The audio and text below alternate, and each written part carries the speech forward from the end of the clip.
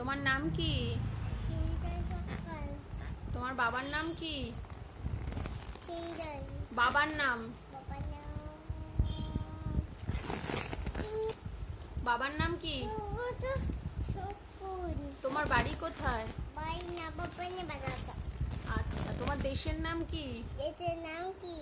বলো দেশের নাম। দেশের নাম তোমার ভারতবর্ষ। আচ্ছা, তোমার দেশের জাতীয় পশুর নাম কি?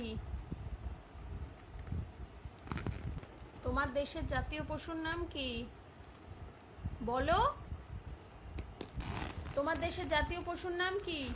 বাঘ। তোমার দেশের জাতীয় পাখির নাম কি? ময়ূর। তোমার দেশের জাতীয় ফলের নাম কি?